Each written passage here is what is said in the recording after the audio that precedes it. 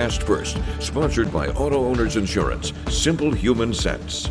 There's still a slight haze out there on the McLaren camera this morning, right near the surface, but so far no dense pockets of fog. It's going to be hard for it to form given these temperatures. We're sitting in the mid-50s. It is a mild morning out there for anyone heading out. Like I said, visibility mostly doing okay. We're at the 10-mile maximum in most spots, not like the past few mornings where we've had those denser pockets. We'll still be seeing that warm air influencing our forecast coming up as 6 News This Morning continues.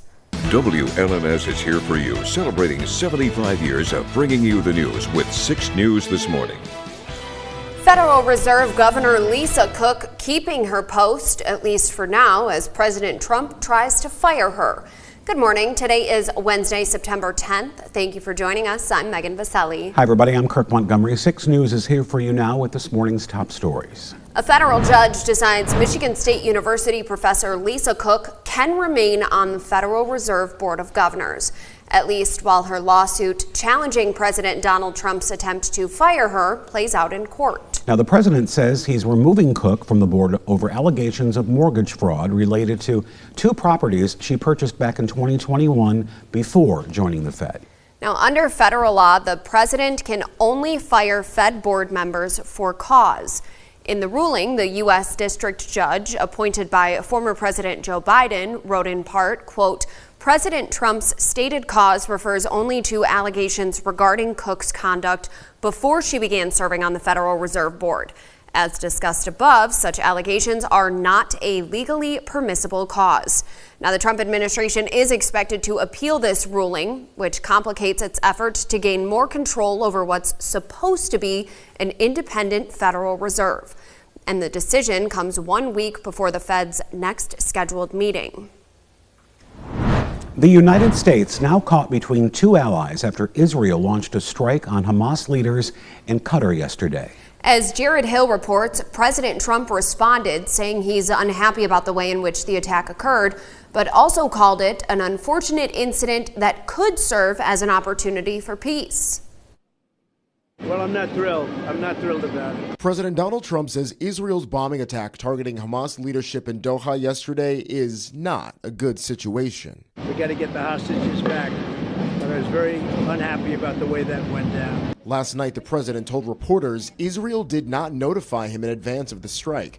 On social media, he said it was too late to stop the attack after the U.S. military notified him, and that he directed his special envoy, Steve Witkoff, to inform leaders in Qatar immediately. President Trump also said he spoke to Israeli Prime Minister Benjamin Netanyahu after the attack, as well as Qatari leaders, adding that he assured them such a thing will not happen again on their soil. Qatar has condemned the attack, calling it barbaric, though leaders there say they will continue mediating peace talks. We take full responsibility for this action. Netanyahu defended the operation, which he says targeted Hamas leaders that planned, launched, and celebrated the October 7th attacks on his country. Israel Defense Forces also tell CBS News the targets have been orchestrating and managing the war against the state of Israel. This action can open the door to an end of the war.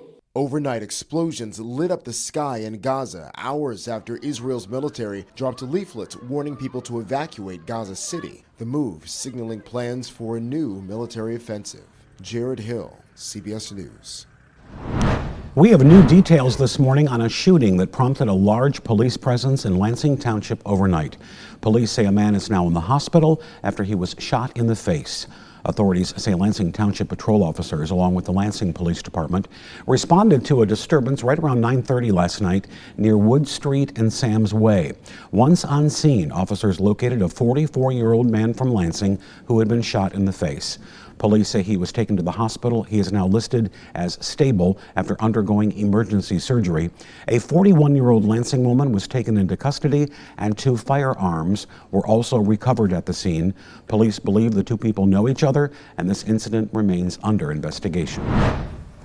Meanwhile, Michigan State Police now investigating a deadly moped crash that happened near Olivet.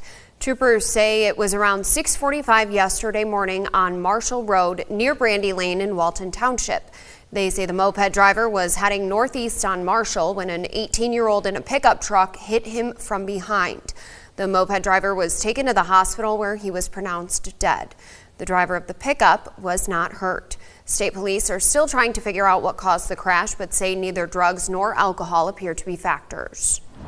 Now to the state capitol, where several lawmakers introduce a new bipartisan legislation package called Click to Cancel. They say the goal is to protect Michiganders from deceptive and difficult to cancel subscription practices. The bills would require companies to clearly disclose automatic renewal terms, give consumers advance notice before a subscription renews, provide regular reminders, and offer an easy way to cancel, which includes canceling online if they allow people to sign up online. The legislation also classifies unfair cancellation practices as unlawful under the Michigan Consumer Protection Act, which can be enforced by the Attorney General. From Storm Tracker 6, this is Weather on the Sixes, sponsored by Auto Owners Insurance. Simple human sense. Looking out on the Capitol camera, it's still dark outside. We have lost a lot of time, even just in the past month, with sunrise moving later and later and sunset getting earlier and earlier. That's squeezing our total daylight time down to just 12 hours and 44 minutes. Sunrise this morning, 7:13. When the sun comes up, you'll notice we have some clouds overhead, but they have helped us. It's kept temperatures in the low 50s in many spots. A couple of 40s, though, especially down farther towards the south. That's still much better than yesterday, and it's going to be something that we'll just work from today. The warmer we are to start, the better off it is later on. And you can see with the cloud cover, the wind's still coming in from the south generally. That is going to blow in these clouds and eventually blow them back out, allowing us to have some more sunshine and warmer weather beyond that. Chicago just on the precipice of having clear skies overhead, so it'll be once we get to the afternoon before we'll see the chance for some more sunshine. Sean the Swan seems pretty content just floating along in Duck Lake. If you do have any pets you want to take outside, we have green paws and I guess webbed feet too. It's going to be a good day for animals and people as those temperatures, like I said, warming up to the upper 70s. Nice. It's impressive. Mm-hmm. We'll take it. It's really cool to see that it's going to last. Right. So don't feel like there's FOMO if you don't head out today. No missing out. You're going to have more chances. All right. Perfect. Thank you, Katie.